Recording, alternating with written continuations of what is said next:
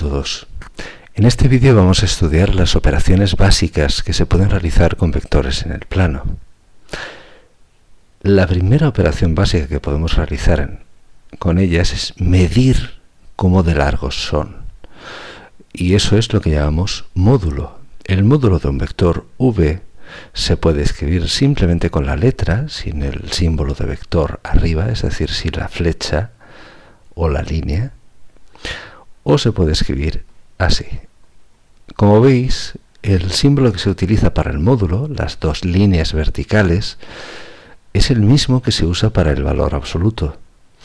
Eso es así porque las propiedades del módulo de un vector y del valor absoluto de un número real son muy parecidas. ¿Qué otras operaciones podemos hacer? La suma, que se escribe igual que la suma de dos números. La resta, que se escribe igual que la resta de dos números. Y la multiplicación,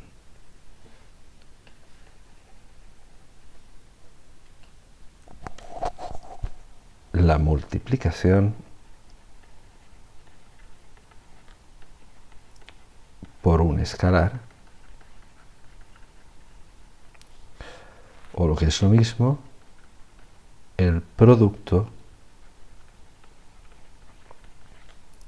por un escalar. Bien, aquí es muy importante tener en cuenta que el producto por un escalar se escribe así. Eso es un número real, es el escalar, y esto es un vector. Y el resultado es un vector. Es un momento.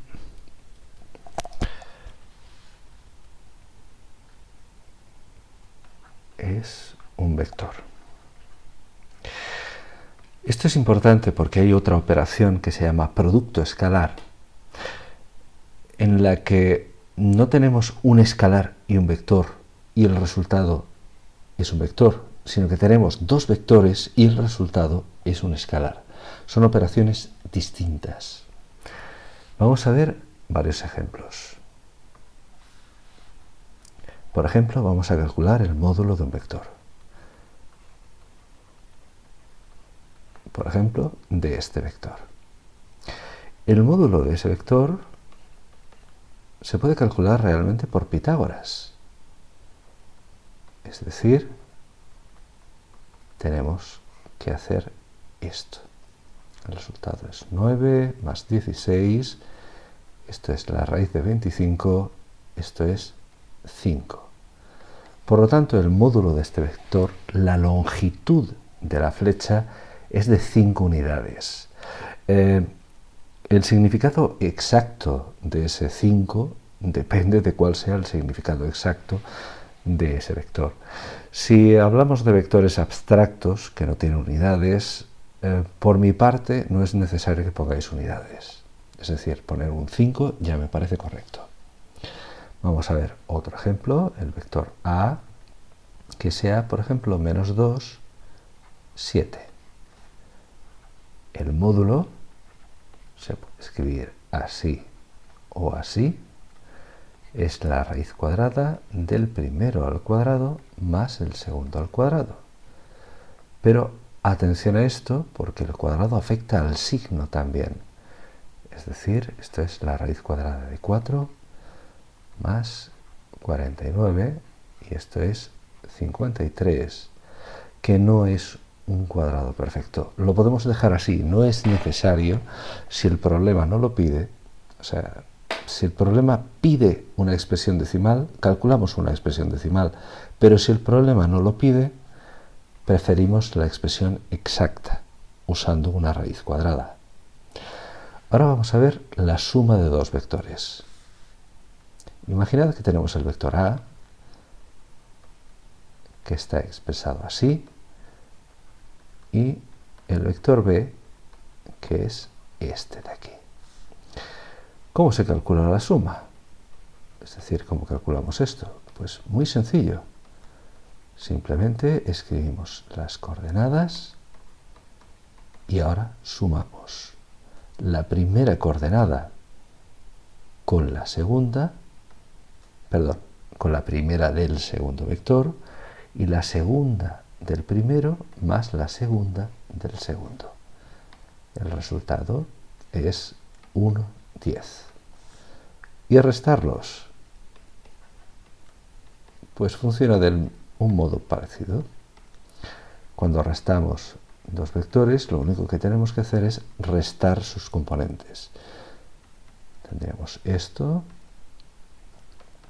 y esto. El resultado es que la primera componente es 5 y la segunda es 0. Pero vamos a hacer otro caso. Vamos a imaginar que tenemos esto.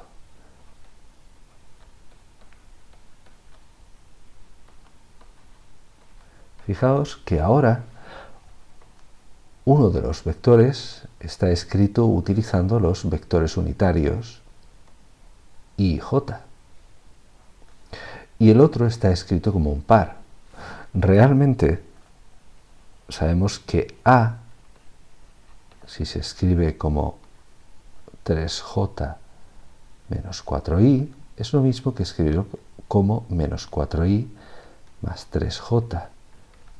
Y eso es escribirlo como 4, 3. Mientras que el vector B, que sabemos que se escribe como 3 menos 2, usando los vectores unitarios y J, sería 3i menos 2j. Y podemos sumar los vectores de las dos maneras. Por ejemplo, podemos tener a más b, usarlo en forma de par ordenado y decir esto es menos 4 más 3 y lo otro es 3 más menos 2. Y el resultado es evidentemente menos 1, 1. Si lo hacemos utilizando los vectores unitarios, el resultado va a ser equivalente. Tenemos esto,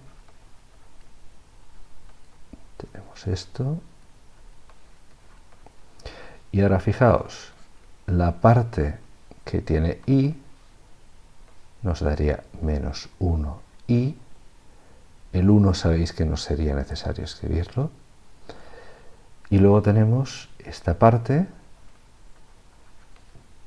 que nos da más 1j. Os recuerdo que el signo circunflejo significa que el vector es unitario, es decir, que el módulo de i y el módulo de j es 1. Eso es exactamente lo mismo que el otro, es decir, hemos calculado lo mismo usando dos formas distintas de escribir los vectores. Nos queda la última operación. Vamos a imaginar que k es 3 y que v es, por ejemplo, 5 menos 4. Cuando nos dicen que calculemos k por v, es decir, 3 por v, lo único que tenemos que hacer es multiplicar el número, el escalar, por cada uno de los números que hay dentro del vector. Y el resultado, por lo tanto, es 15 menos 12. Ahora quiero que hagamos un ejemplo gráfico. Vamos a suponer que tenemos un vector v distinto del anterior, que es el vector, por ejemplo, 3, 2. Y lo voy a dibujar gráficamente. Si esto, vamos a suponer que esto es un eje, esto es el otro eje, Vamos a suponer que este es el eje X, este es el eje Y, y vamos a marcar que esto es 1, esto es 2, esto es 3, esto es 4, esto es 1, esto es 2, esto es 3, y por lo tanto el vector 3, 2, que si no nos dice nada es un vector que suponemos libre, es esto de aquí. Ahora, fijaos lo que ocurre si yo multiplico por 2, por ejemplo, el vector 2v se va a convertir en 2 por 3, 2 por 2. Es decir, va a ser el vector 6, 4. 6 está aproximadamente por aquí, 4 está aproximadamente por aquí. Tened en cuenta que esto está hecho de manera aproximada. Entonces, el vector 2v es este. ¿Y qué es lo que ha hecho exactamente ese 2? Ese 2 ha cambiado la escala del vector. Ha cambiado su tamaño. Por eso se llama escalar, porque escala el tamaño del vector. Si multiplicamos por un número más pequeño que 1, el resultado va a ser una versión más pequeña del vector. Y si lo multiplicamos por un número negativo, va a ir en dirección contraria. Es decir, probablemente una cosa así sería el vector menos v. Y el vector 1/2 de v sería aproximadamente ese de ahí. Por eso se llama escalar el número. Por eso llamamos escalares a los números que aparecen aquí. Porque cuando los multiplicas por un vector, cambian la escala, cambian el tamaño del vector. Bien, estas han sido las operaciones básicas, pero tenemos otra que veremos en un vídeo a continuación.